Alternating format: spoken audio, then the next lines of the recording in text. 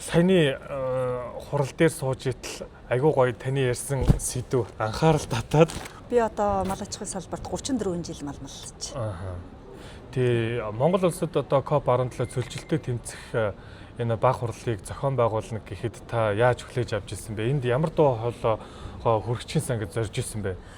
Ер нь бол би бас энэ хуралд оролцох юмсан энэ чинь бас манай Монгол улсад тэгж олон удаад ингэж зохион байгуулагдаад ухаас тийм арга хэмжээ бас биш шүү дээ тийм ээ. Тийм учраас бас яг манай энэ өөрийнхөө оронд болж байгаа болохоор бас яг өнөөдөр чинь дэлхий дээр хоёр соёл иргэншил байдаг гэж үздэг юм билээ. Нүүдлийн суурь ингээд монголчууд ч ерөөсөө эртээр үеэс нүүдлийн соёлоор л одоо тээгдэж ирсэн улсууд шүү дээ тийм ээ. Тухайн үеийн уламжлалт нүүдлийн соёлын аж ахуй өнөөгийн малчтын нүүдлийн одоо соёл ахуй амьдрал ямар байна гэдгийг л яг одоо бодит амьдрал дээр нь бас нэг үзэл бодлоо хэлчих юмсаа гэдэг юугаар л ирсэн дээ. Бас нэлээ юм бэлдэж ирсэн. Тэгээд яг өөрийнхөө бас тэр хүсэл яг бэлдсэн бас санаа оноогоо бас яг тодорхой бас илэрхийлж бас чадахгүй л явж. Тий, хурал чуулганы тодорхой хугацаатай.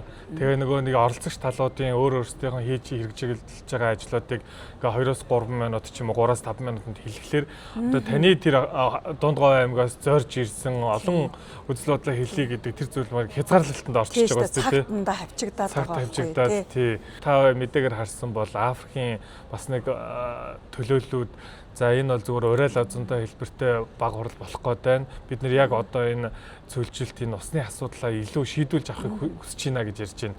Яг тэрнтэй ижилхэн та одоо аймаг орон нутгаа төлөөлөөд бас малчтаа төлөөлөөд ирж байгаа хүний хувьд ямар дуу хоолой илүү одоо яг энэ хурал дээр манай төлөөллүүд илүү барьж аваасаа гэж хэлхийг зорж байна.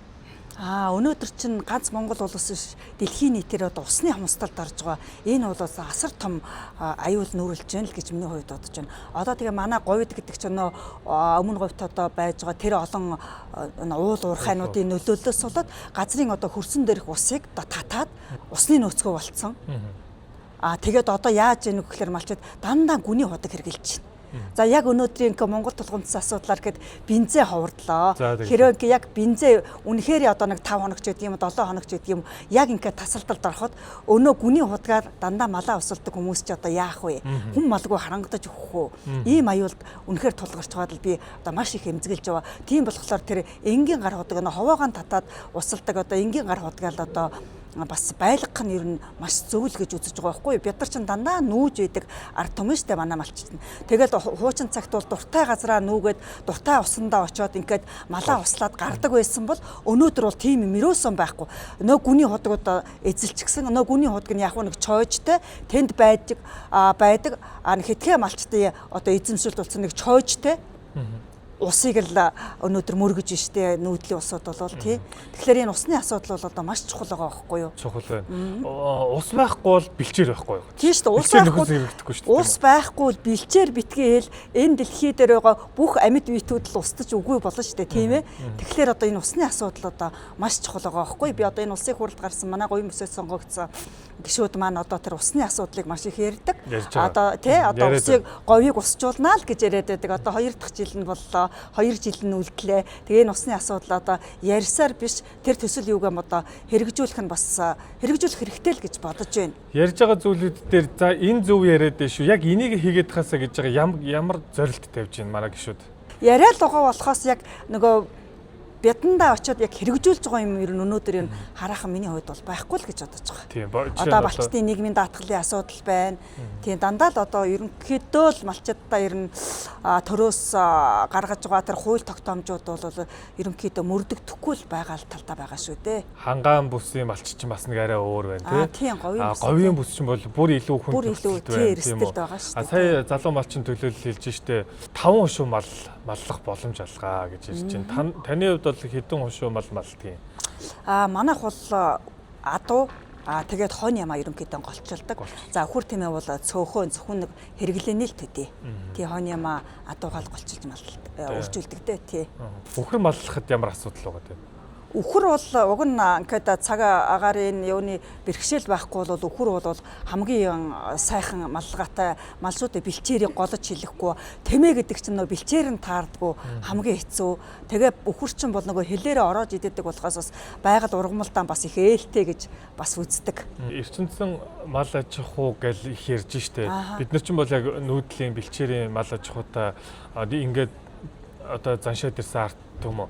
Тэнгүүд одоо энэ бэлчээрийн одоо аж ахуйгаас болоод бэлчээрт одоо сөрөг байгаад байна гэж үздэг штэ. Тэгэхээр энийг малын тоо толгой их байгаад байна ч гэж бас үзээд байна. Яг үүндээ малын тоо толгой их байж чадж байгаа. Хуучны яриад байгаа шиг одоо огоос 1-2 жилийн өмнө яриад байгаа шиг 70-80 сая тийм малтай байж чадж байгаа. Толгой малтай байж чадж байгаа. Зөвхөн үүнийг бол үнэндээ бас сайн мэдэхгүй. Гэхдээ тийм 70-80 сая мал гэдэг чинь баг байхгүй болов гэж бодож байгаа шүү дээ. Өнөөдөр чи яг юун дээр бол ингээл жилийн эцсийн 12 сарын тоо гэж авдаг.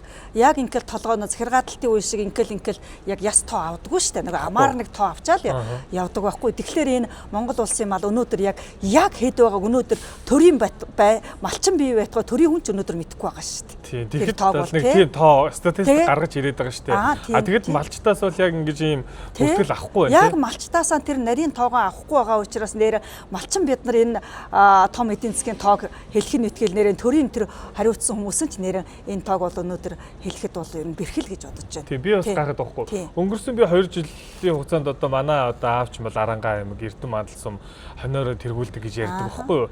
Тэгээд би нэг 100 жилийн ойгоор ингээл явж байгаа шүү дээ. Машинтаа тэрч бас нэг нэлээд хэдэн километр зам туулах явцад ингээл үхэр сарлаг хонь бэлчдэг байсан бол өнөөдөр хонь нүдний гин болцсон байгаа байхгүй. Яагаад гэсэн чинь малчид энэ өвөл зод олноо. Ер нь бол тодлогоо ер нь энэ зодонд алдчихснаас бошуухан шиг төгөрг болох чи гэдэг ингэсэн сая өнгөрсөн хавар хоньны аншааж өсөв те. Нөгөө яг ингээд хомстоод ирэхлээр тэр чин үнэн бас өсөд нь штэ. Тэрэн дээрчлэн говьч гэсэн одоо тун удахгүй бас малчдын тоотлохоо бас багасах тийм аюул их нүүрлж байна гэж харж байгаа. Одоо ингээл дорн говийн нутгаар ингээл одоо замын хүмүүс явах чинь ерөөсөө тийм мал үзэгдэхгүй юм аа. Их зэлүүд сайхан юм аа гэж ярьж байгаа байхгүй юу? Өмнө говьч одоо Монголын хэмжээнд хамгийн том нутаг дэвсгэртэй аймаг шүү дээ. Тэгэхэд ч одоо уул уурхайн төрцөн. Тэгээ одоо ямар маллах одоо нөхцөл ер нь маш бэрх болж байна шүү дээ. Тэгээ хамгийн гол нь нөгөө малчид яадгүй гэхээр банкнаас зээл авахын тулд өнөө малчин хүний маланд тааруулж банк зээл өгдөг. Тэгээ ахиухан хэмжээний зээл авахын тулд малчид яг малынхаа тоотлогоог өсгөж яадаг бас ийм тал бас мэрсэр бас байдаг бахаа л гэж бодож байна. Уул уурхаан дам нөлөөгөөс бэлчээрт эмийн ургамал байхгүй боллоо гэж та хэллээ шүү дээ. Тийш дээ эмийн ургамал ерөөсөө тэр сүүлийн хэдэн жил ингэж ажиглагдав. Яаж анзаардаг? Энэ уул уурхайл одоо асар их сүүлийн үед чи асар хурдцтай явж байгаа шүү дээ. Тэгээ үүнээс болж л тэр шимт ургамал мал өөрийнх нь нийддэг шимт ургамал нь ерөөсөө байхгүй болж байгаа байхгүй юу? Одоо манай одоо малын бэлчээр дээр гэхдээ ч одоо намар цаг тэр айг гашуу борог гэд маш олон төрлийн тэр малын одоо чанартай ургамал гардаг байсан бол тэр нь огт үгүй болчоод нэг одоо сүүлийн үед бөөди гэдэг ургамал гарсан. Энэ бөөди гэдэг ургамалд нь яадаг вэ гэхээр маш үзүүртэй зүү шиг үзүүртэй малын хөлийг одоо шархлуулдаг. Тэр яг зүгээр яг шинэхэн гарсан яг тэр жилэн бол малын хөлийг шархлуулаад балцруу болгох, малыг эцээ тураах одоо маш их хортой ургамал шүү дээ. Тэгээ яг өвөл нь болоод хавар нь болоо хатангуудаа нөгөө зүү шиг ирнэ. Араа нэг жал мөхөөд тэгээ яах юм тэрнээс өөр нөгөө ургамал байхгүй юм чинь өнөө мал идэхээс өөр аргагүй болж байгаа байхгүй юу. Тэгэхээр нөгөө мал зөвхөн тэр чанаргүй ургамлаар өнөө сэвс гүзээгэнд дүүргэж болохоор мөн л тэр малын чанар яаж вэ? Өнөө мах суунд нь маш их өөрчлөлт орж байгаа байхгүй. Сая би бас хэллээ шүү дээ тийм ээ. Тэгээ чанаргүй малын мах сүү хэргэлснээр мөн өнөө Монгол хүний өнөө дэлхийд байхгүй өнөө хамгийн их дархлаа хамгийн өнөө их бяр тэнхээ эрүүл мэнд гэдэг чинь бас мөн тэрнийг дагаад сулраад ирнэ л гэсэн үг байхгүй юу. Одоо манай говийнхан ч одоо намар цагт сүү нөтгөрөөд ирдэг. Манай говийнхан ч голцвол ямааныхаа сүүгээд одоо сүүлийн үед их хэргэлдэг болсон шүү дээ. Ямаагаас аажил сайн сүүгээ идэг. Тэгээд одоо түрүүхэн тэр бүх төрлийн ургамал гардаг байх үед чинь намар ингээ дайжуухан таргаан бүрээд хурууд зүсгээд тэр хуруудны завсар хуруу зузаан тийм шар тос байдаг байсан. Одоо тэгтэл тэр нь байхгүй болсон байж байгаа байхгүй юу? Тэгээ манай говийн ургамлын одоо хамгийн тэр нэг одоо халуун чанарын ургамал гэж байгаа одоо айг борго гашуу гэд тэрнийг л ерөөсө намарт намар иддэг. Жоохон сэрүү унаад ирэнгүүт нь тэр нөгөө халуун чанарынхаа ургамлыг манай говийн мал иддэг байхгүй. Тэгээ тэрүүгээр илүү их хүч тарах твээрээ авдаг. Одоо сүүлийн үеийн малд бол ерөөсөө хур тарга гэдэг юм ерөөсөө байхгүй болсон. Хуучин чинь бүтэн 1 жилийн хур тарахтай 2 жилийн хур тарахтай гэл сүүлэн дандайсан хоньнууд хургалдаг ийм сайхан байлаа шүү дээ. Тэгээ одоо тийм юм ерөөсөө огт байхгүй болсон. Бүр байхгүй болчихсон. Байхгүй болсон шүү дээ ер нь. Тэр жилдээ л нөгөө чанаргүй ургамал идэл цагийн энэ цаг уурын одоо эрсдлээс болоод ган зуд энэ ингээл маш олон зүйл малд нөлөөлж байгаа учраас хур тарга гэдэг юм ерөөсөн баг байхгүй болсон байхгүй юу? Усны хамслаас үүссэн хөрсний одоо энэ чанаргүй байдал бий болохоор малын чанар байхгүй болж байна чинь. Тэнгүүд одоо Америк ингээл Мексик гээл мужингууд энэ кактус өргөстэй ингээл нэг юм юу байдаг шүү дээ. Кактус ургацсан. Цүлд яг тэрэн шиг л болох гээд байна гэж би бүр нүдэн сайн гэж харагдлаа шүү дээ. Нөгөө Нор Банцдгооч бол одоо Танаа нутгийн манай Дундгой аймгийн тэгээд бас нөгөө судлаачид яаж ийм гоё хоолоо тэ цээл хоолоо бий болов гэд хэлэхэд болгоод би бол яг энэ одоо энэ нутгийн хөөн тэ бидний ууж идж байгаа энэ жишимт малаар одоо би боожигдож ингэж одоо үнэлэгдэж байгаа байхаа гэж өөрөө хэлсэн байдаг шүү дээ. Яг би зүгээр товчлоод хэлэхэд. Тэгэхээр яг таны хэлж байгаа энэ эрсдэлтэй нөхцөл үүсэж байгаа энэ цаг үед одоо борцорны туршлагыг бол бид нар энэ Монголын дунд говийн энэ бүс нутаг дээр бусад оролцоос яаж жишээ авах юм бэ? Тэр бол хэцүү байх гэж би бодож байна. Харин усаа яаж бид нар яг энэ нөхцөл байдалтай яаж сэргээх вэ? Энийг сэргээдэг ямар арга технологи вэ? Энэ дээр хэр хөрөнгө оруулалт хийж чадах вэ гэдэг зүйлийг одоо авах чухал болов гэж илүү хараад байна л да.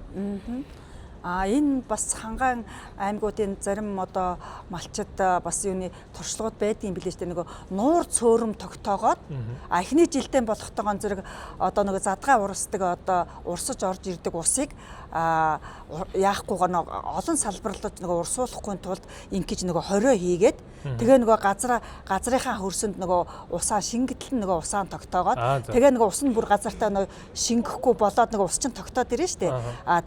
Тэгэнгүүт нь нөгөө нуур цөөрмийг бий болгодог гэж. Энийг бол бас говийн нөхцөд бас болох юм аа л гэж үздэг юм билээ шүү дээ. Одоо хүртэл яг та одоо ингээ малчин өнөд бол ингээ мэдчихэж штэ. Энэ технологиг яг танаа одоо аймгийн нэг сум дээр жишээ нь тэгээд одоо жишээ болгосон юм адлах уу? Байхгүй шүү дээ.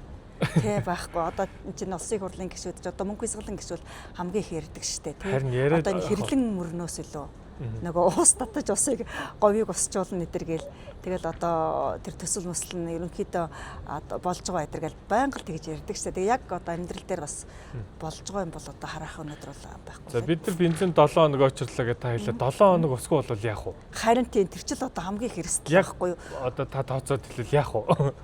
Гэхдээ тэр малчин л харангадаж өгөхгүй шүү дээ. Одоо дамаа ялангуяа гам байгаа тэр гантай байгаа нутагт бол харангадаж өгөхгүй 7 хоногийг хүлээхгүй шүү дээ. Тэр 38-аас 40 градусын нар халлаа энэ жил одоо бүтэн саршгүй тийм нар халлаа. Тэгээд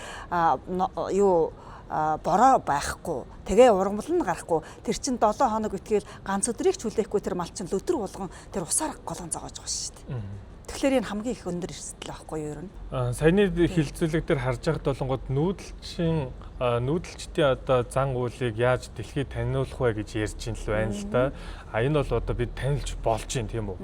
Гол нь таниулахын тулд бид нэр өөрсдөө амьдрах ёстой гэдгийг та одоо хэлж штэ тий. Амьдрал тэр ус байж иж амьдарч иж ус байж хөрс байж бэлчээр байж иж тэр мал байж иж тэр уламжлалт зан үйлээ залуучууд нааваа явах боломж байна. Тэрэнд усгүй болчих юм бол тэр нүүдлийн соёл байхгүй болох гээд байна гэсэн үг үү? Тийм шүү дээ.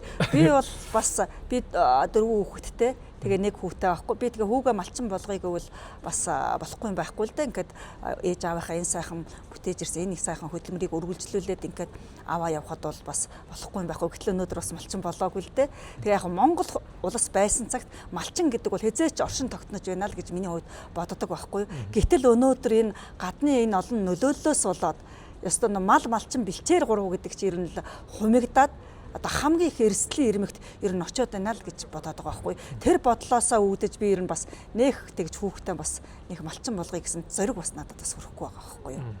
Энэ уур амьсгалын өөрчлөлт. Уур амьсгалын өөрчлөлт. Бидний өв соёлыг бас өв соёл гэдэг чинь ер нь Монгол уламжлалын зан заншил өв соёл гэдэг бол өдрөөс өдөртөл ерөөсөө устдаж үгүй болж байна л гэж бодож байгаа. Тэр нь ерөөсөө яалтамгүй байгальтайгаа л. Тэ байгальтайгаа холбоотой энэ тэгэл энэ гадны энэ манай одоо энэ Монголын одоо энэ байгаль баялагч хунсан энэ хүмүүсийн одоо тэр байгалаа одоо сүйт гэж байгаа энэ юунаас л ерөнхийдөө болж байгаа шүү дээ. Уул уурхайгаа зөв ашиглаад тэ энэ олон уур тэрийгээ дахин нөхөн сэргээгээд зөв сэргээгээд явах болж байна тий. Явж байх хэрэгтэй байхгүй тий. Таг одоо бас бид чинь нөгөө уул уурхайгаас манай эдийн засаг чинь 80-90% нь хамааралтай мал аж ахуй маань болонгод бүр хоцрогдчихлоо гэж яриад байдаг. Яг үнд яг ингэж гаргаж байгаа эдийн засгийн олж байгаа мөнгөө эргээд одоо мал аж ахуйдаа бэлчээртэй зарцуулвал эн чинь нөхөгдөх баялаг маань ахаад бас үржигдэх боломжтой байна шүү дээ тийм үү? Тийм шүү дээ. Одоо манай говьд чинь хангаагаас одоо хамгийн ялгарх онцлог тал нь бол гэхэлэр 9 сардач бороо орсон шинэ ургамал нь гарч ил байдаг. 10 сардач бороо орсон дандаа нэг ургамлууд нь шинээр гарч идэг.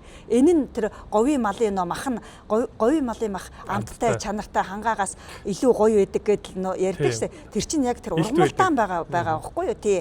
Хангаад болохтойгоос нэг л бороо орсон бол нөгөө л ургамал нь нэг л удаа гардаг гэж ярьдаг юм билээ. Тэгээ би бол сайн мэдэхгүй л дээ амьдрал дээр. Тэгээ манай говьд чинь бол 10 сарын ихэр бороо орохдол яад гэнэ таан хүмүүлэн дандаа шинээр гарч байдаг байхгүй тий.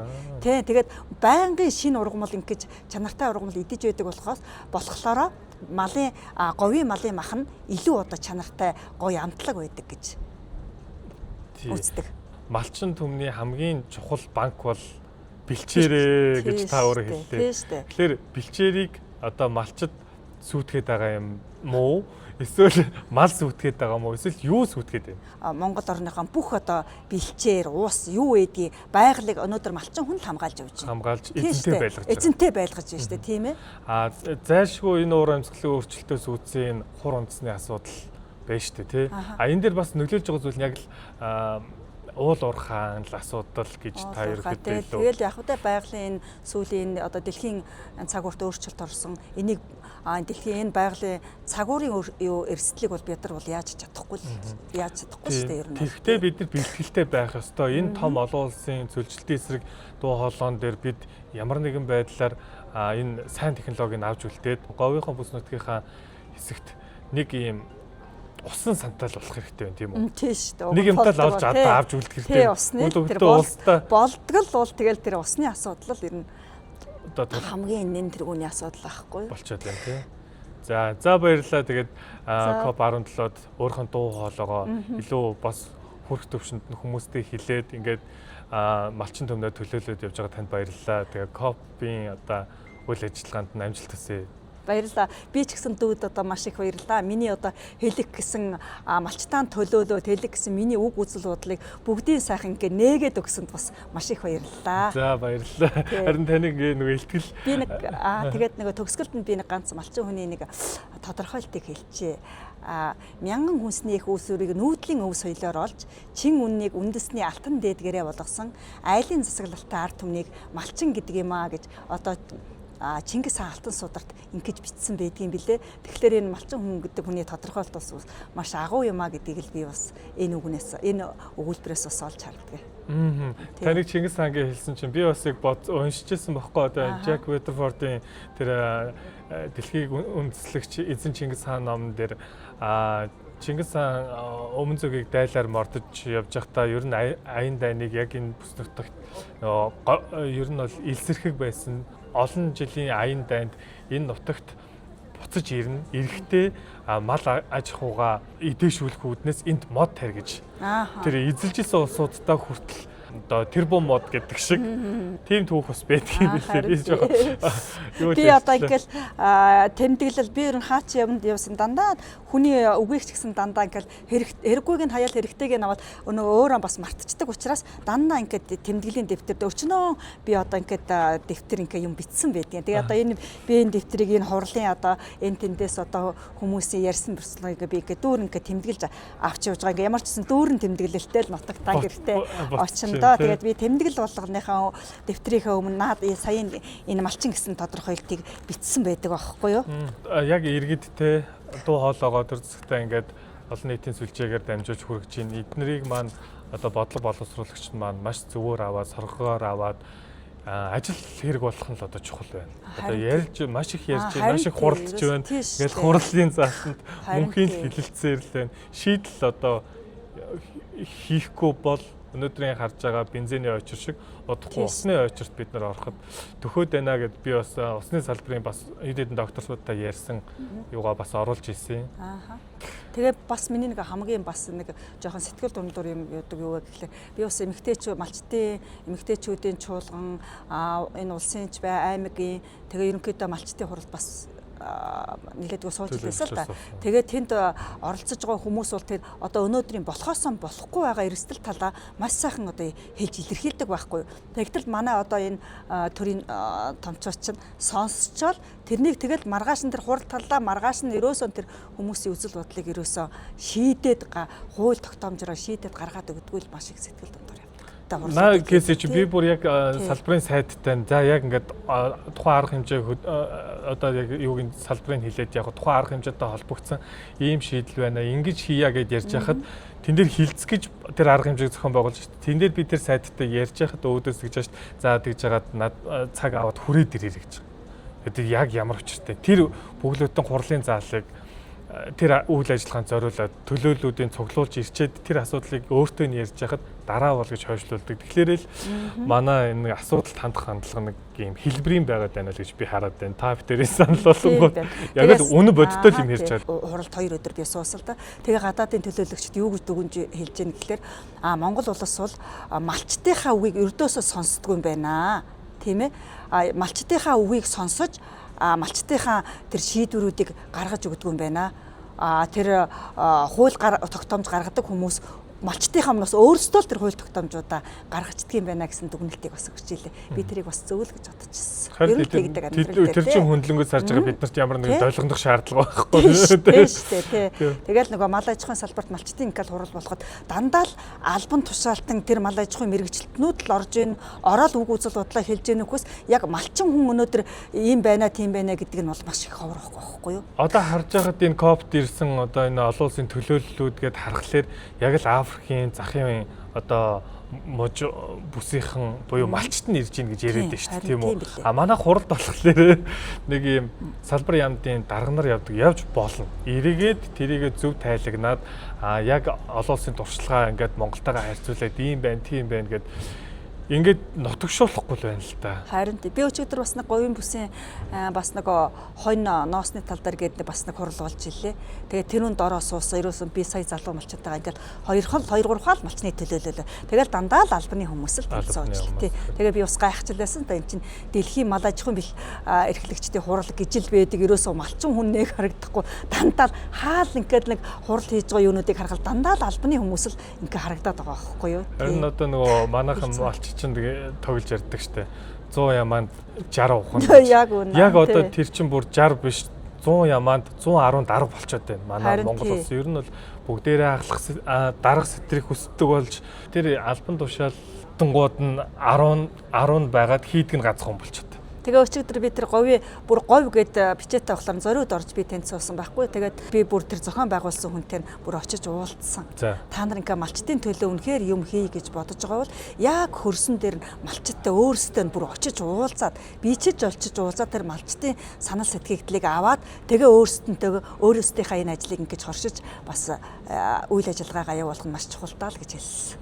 Яг зөв малчд болонгод нөгөө амралтын өдөр гэж байхгүй тийм хоёр нарны хоорондоо ажилладаг хүмүүс тэр ингэж хаяад хот руу ирээл ингээл дуу хоолойгоо байнгын хүргээд авах ямар ч боломж байхгүй тийм учраас тэр малчтын дуу хоолойг үнэхээр сонсхийг бол энэ хотод хурал зарлагаас илүү бүс нутагт нь очиод малчны хотонд нь очиод малчтайгаа харьцахгүй бол энд ардчлал яриад энд болохгүй байхгүй биелэхгүй байхгүй юу тийм биз дээ өөрсдийнхөө дуу хоолойг өөрсдөө ирж хүрэх гэж болохгүй шүү дээ тий би малчтаа төлөөлөл ингээд яриад нь ерөнхийдөө энэ өөрт өнөөдөр ингээд тохиолдож байгаа бэрхшээлүүдийг зүгээр захын малчин л ярина. Яг ийм үгээ хурал цуглаандаа тэр малчин чинь өөрөөсөө ирээд ингээд үзэл бодлоо хэлэх тийм эрх нь олгогдохгүй. Харин олгохгүй. Тийм учраас малын ихнэр нь маллаад байдаг, нөхөр нь очиж төлөөлж чигээд байдаг нэг юм. Ерөнхийдөө яг тэр чинь бас амьдрал дээр яг ер нь л үнэн байхгүй юу?